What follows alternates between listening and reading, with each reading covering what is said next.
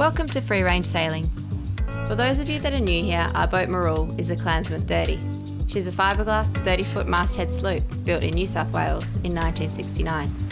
We are currently giving her a long overdue refit in Tasmania, with plans to set sail soon for the Australian summer.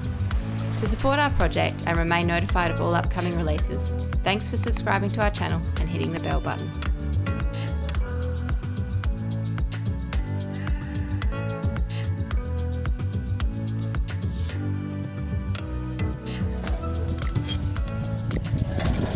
No crevice corrosion.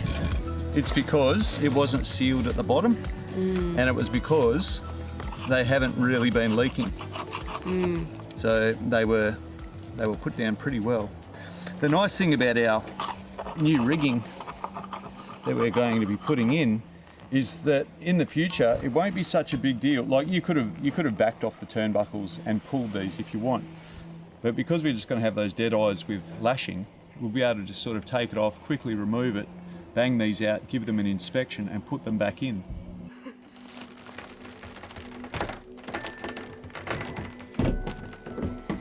As there is a slight curve in our coach top, our galley hatch has never been completely leak-free. The spot I'm pointing to on the hatch is where the butyl tape didn't have good adhesion with the deck because of the curve. This was the spot where we used to get drips in heavy rainfall or rough seas.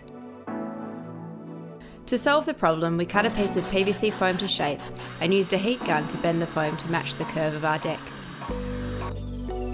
Once epoxied in, we will then level it and fiberglass it to form a completely flat surface to rebed our hatch. With the pad flipped round the other way, it demonstrates more clearly the bend in our coach top. So we're going to go aft now and pull out the U-bolts that were holding our backstays. And we'll see what they look like. That's right, Pasky. We'll go and check those U-bolts. On Clansman's, the original chain plates were solid backing plates in the hull with U-bolts as holding the rigging, where the bottom of the rigging terminated. For people that don't know what a chain plate is, where the rigging comes down from the mast, you've got to attach it somehow to the boat. Well, on Clansman they used U-bolts. So the ones up holding the mast up forward have been replaced, and some, what we were looking at before, what I was removing.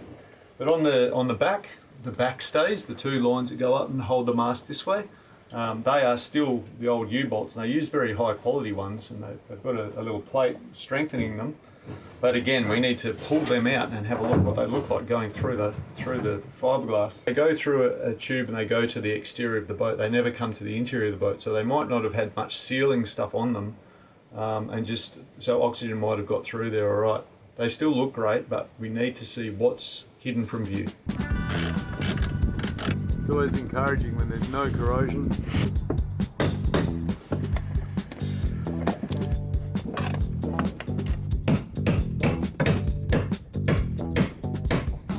I wonder if that can wobble out.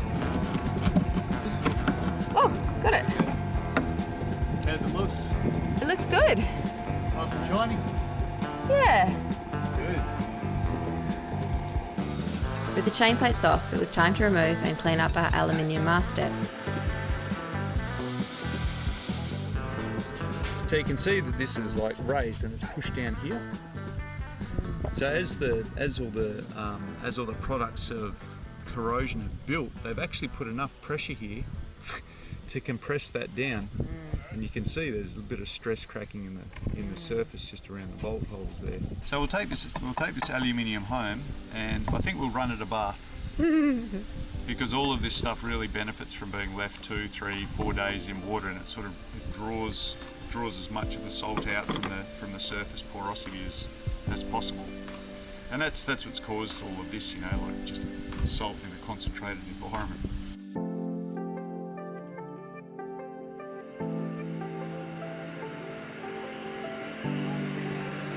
So we're gluing this plate in place at the moment. Obviously the hot glue's not going to stay there once this main epoxy kicks off under there. We're going to fill this with a thickened epoxy and fair it. That means there won't be any screws, rivets, anything on the underside. It'll be really nice and smooth, because I went to the trouble of sanding it and making sure the edges were just nicely let out. Doesn't really matter, lines and that won't be going past here, but that big ugly hole. I could just have a plate riveted over it, or I could just make it disappear. So we opted to make it disappear.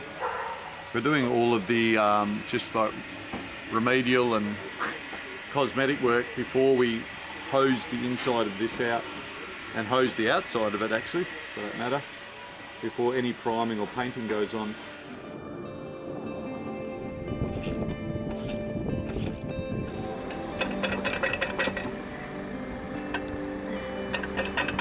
I got it before, but now it's not coming. Got it. It's heavy. Strong. It's reliable. Reliable. It's bronze. Yep. Really cool. You're going to polish it up? Yeah, pretty much.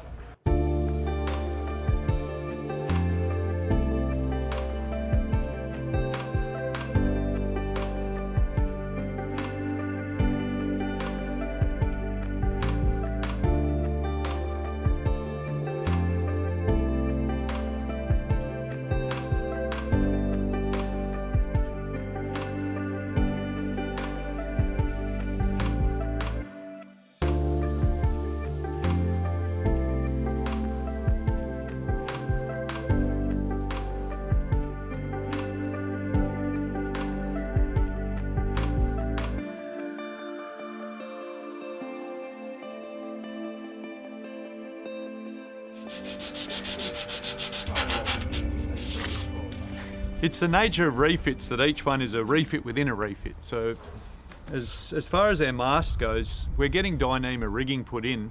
So we've taken away a lot of the old fittings and we're putting all new ones in. You'll see that in a bit.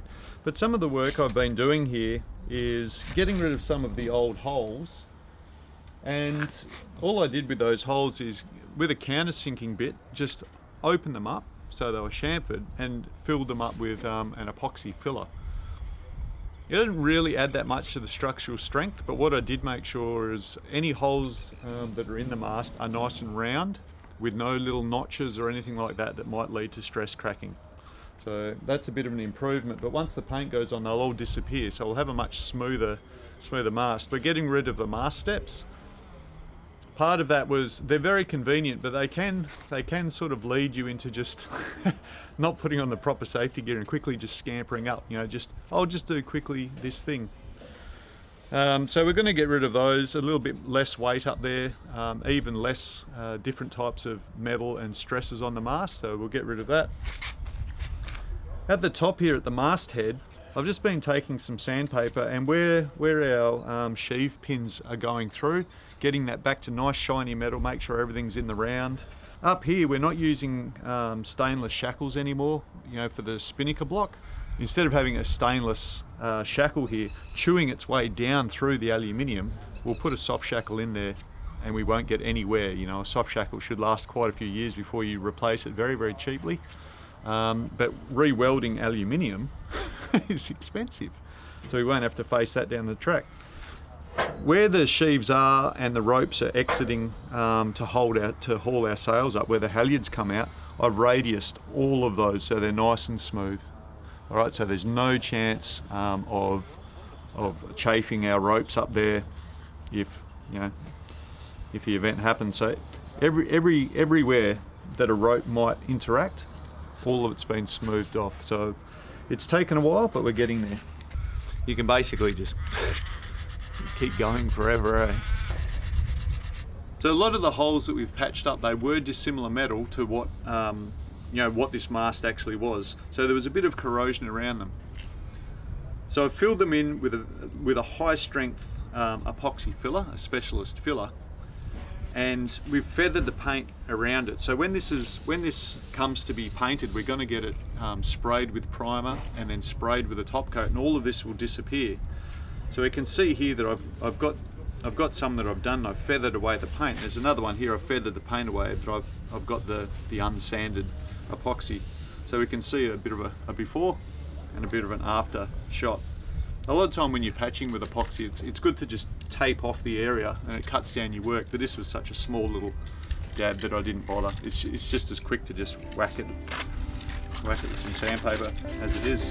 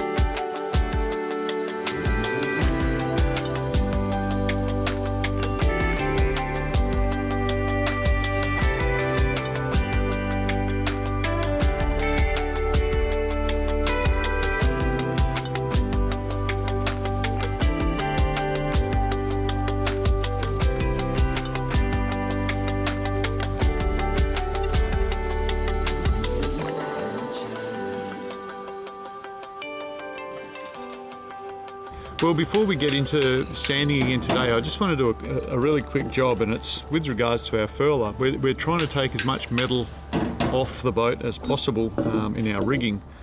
And we spoke to one of our followers, Ben. He's a rigger here in Tasmania, and he gave us some soft shackles to go with our furler. Soft shackles being loops of Dyneema that you can open and close. So we've taken out the stainless shackle, and what we need to do now, these furlers have had a metal shackle, and you can have a look now at the damage they've done. So if you look at the actual furler itself, we can see that it's it's chewed it right out. Like as the shackle's articulated in the hole, it's actually elongating it. So that's no good. Over time, it would chew its way all the way through, and then you'd need to re-weld and re-anodize that unit. And also, if we look at the head piece of this furler, you can also see like a little bit of there's a bit of a speck appearing in the weld, and also some elongation as well. We've got dissimilar metal corrosion going on. So we're going to go and pop over just to the rigger's loft at the moment. They've got a workbench and they've got a really nice big countersink. So I'm just going to countersink that and use a rat tail file, and we're just going to smooth everything over so there's no chafe points for later on when we do put soft shackles in there. But that's if you've got a furler and it is aluminium and you are using even nice smooth stainless steel, if you're using it and you're using it hard like we do, there is a chance that those holes are being elongated and chewed through, and dissimilar metal corrosion. So there's another thing that Dyneema is really great for.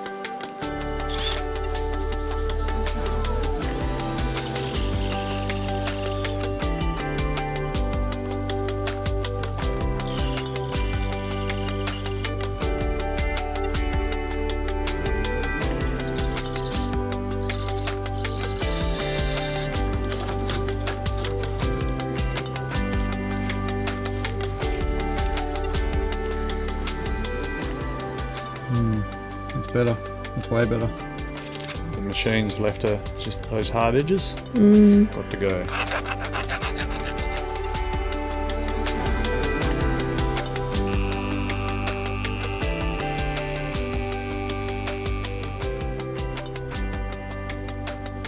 So I've just come down to the boat. I haven't been here for a while. I've been pretty busy editing those videos. So the videos normally take me about 2 to 3 days to put together. So it means about a third of the time to half of the time I'm not down at the boat. But Troy's been coming back really, really tired each night, and I know he's been sanding really, really hard up on the deck. So let's go have a look and see what it looks like. So yeah, wow, he's done a really great job. All of that flaky paint that used to be on the boat, that's all gone. And we've got a clean slate. So everything's come off the boat, and if we go and have a look up at the bow, we can see that it's looking in poor condition. Okay, whatever was put here before is crumbling. So what I'm doing at the moment, I've just got mold release wax, and it's just Canuba wax and a few other additives. So mold release on there, that's the important bit. So I'm just putting it on the bottom of our bow piece, because I'm actually going to use this as a mold. So I'm going to put 6 coats of that stuff on, polish it up, and then I'm going to hit it with a mold release agent, fill it full of thickened epoxy, drop it on the bow, and just clean it all up.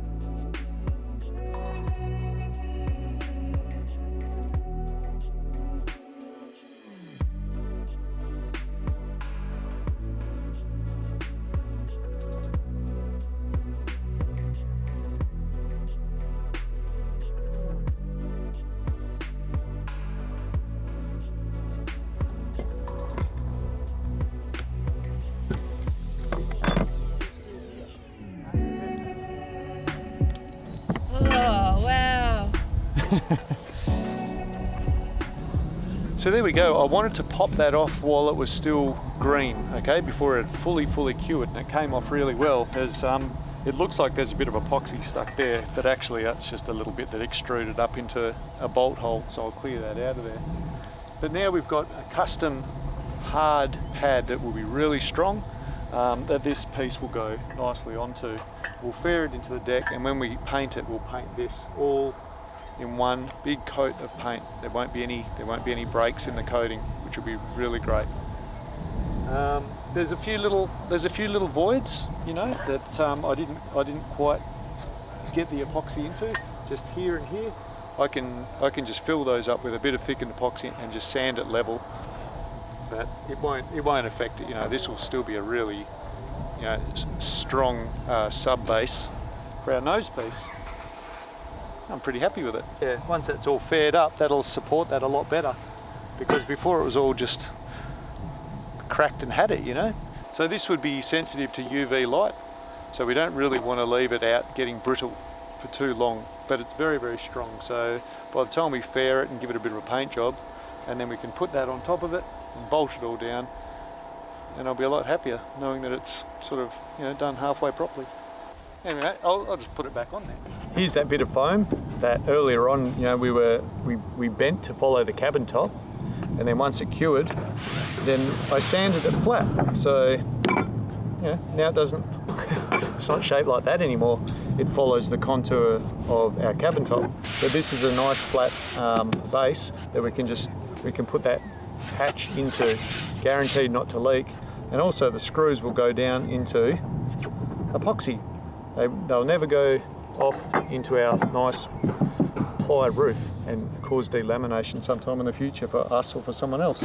But that's yeah, that's pretty flat.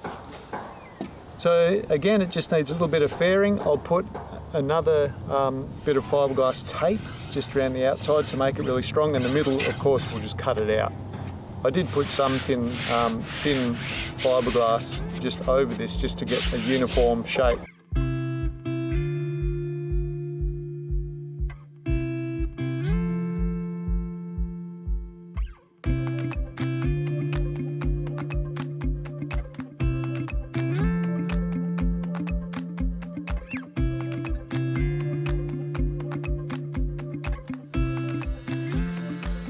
Using the multi-tool, a file and a vacuum cleaner to prevent as much dust getting into the interior of our boat, we cut the hole in the glassed foam patch to fit our galley hatch.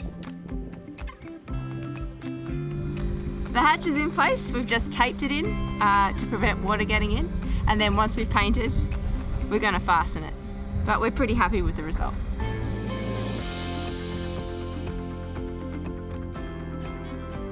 So here's our mast all painted up. It's looking really great. Each time it rains now, which is pretty frequently, I'll come and do a little bit more to it. So drill and tap holes and things like that. Some of the old holes, you know, they got some paint in them, so I've just been chasing those out with a tap. A tap is one of those things that, you know, you cut a thread in metal. It's a very satisfying thing to do, actually. So I've been doing all that. So we'll be connecting the hardware probably later this week, and running the conduit and everything back up through this mast. So this is only about you know, like a week to 10 days away from being ready to go back on the boat. Whether or not the boat's ready to receive it, we'll have to see. We're going pretty mad at the moment, but looks like a new one.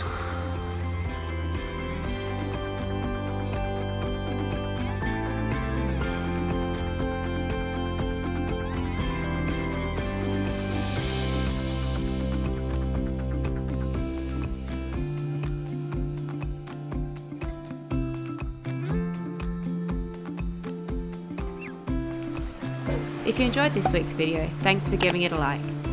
We look forward to seeing you next week. Bye for now.